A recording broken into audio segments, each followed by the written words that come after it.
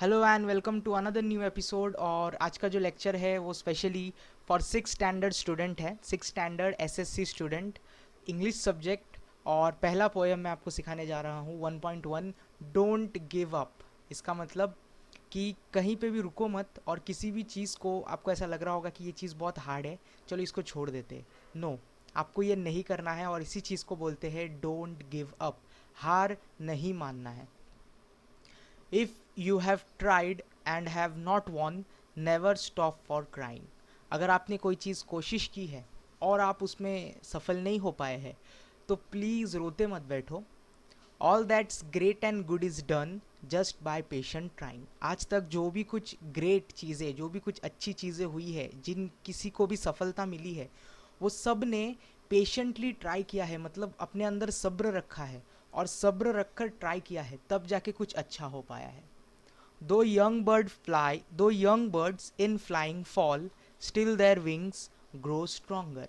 जो बर्ड होता है उसको स्टार्टिंग में उड़ना नहीं आता है, तो जब वो उड़ने की कोशिश करता है तो वो बहुत बार गिरता है, और जितने बार वो गिरता है और उसकी विंग पे चोट आती है, उतने बार उसका विंग जो है वो स्ट्रांग होता है। और एक टाइम ऐसा आता है जब वो बिना गिरे उस स्ट्रांग विंग्स को यूज़ करके उड़ पाता है।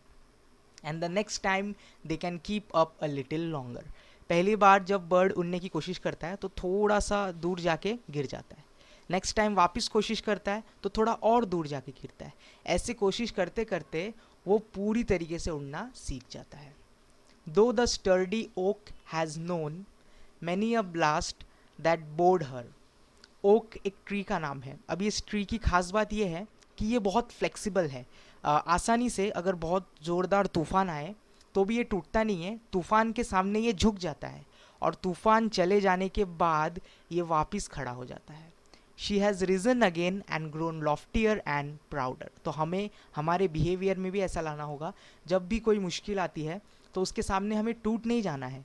उस मुश्किल के सामने हमें थोड़ी देर के लिए झुकना होगा, थोड़ी देर के लिए हमें अपने सिर को झुकाना होगा, उस चीज़ को एक्सेप्ट करना होगा, लेकिन हमेशा के लिए नहीं। जैसे ही वो तूफ़ान चला जाता है, वो मुश्किल चला जाता है, जैसे वो ट्री खड़ा होता है वापस, उसी तरीके से हमें भी अपने बिहेवियर को उसके सामने खड़ा करना है। और जितनी बार हम ऐसा करेंगे उतनी बार हम स्ट्रॉन्ग बनते जाएंगे और प्राउडर बनते जाएंगे। जैसे ओक ट्री तूफ़ान आने पे खुद को बेंड कर देता है, तूफ़ान चले जाने के बाद वापस वो उठकर खड़ा होता है, और इस बार ज़्यादा स्ट्रॉन्ग बन गया रहता है वो, और ज़्यादा खुद को प्राउडर फील करता है। If by easy work you beat, who the more will prize you. अगर आप आसानी से हार मान जाओगे तो आप कैसे जीत पाओगे। Gaining victory from defeat, that's the test that tries you. हार कर आप हारते हुए भी जीत जाते हो, तभी आप असली चैंपियन कहलाओगे।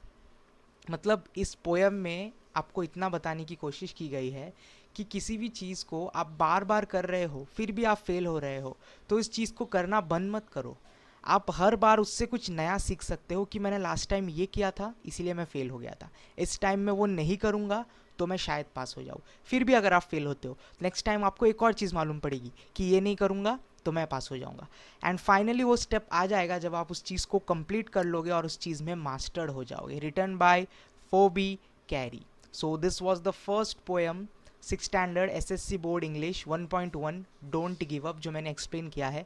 नेक्स्ट वीडियो वापस 6th स्टैंडर्ड का आने वाला है, और उसमें मैं इस पोएम में यूज़ किए गए कुछ राइमिंग वर्ड्स और इस पोएम में यूज़ किए गए कुछ नाउन, प्रोनाउन, एडजेक्टिव, इन सब के बारे में डिस्कस करूँगा। Okay, that's it for today. पसंद आया है वीडियो तो सब्सक्राइब कीजिए, अपने सारे 6th स्टैंडर्ड के दोस्तों के साथ शेयर कीजिए, और कोई भी डाउट आ रहा है तो कमेंट कर सकते हैं आप।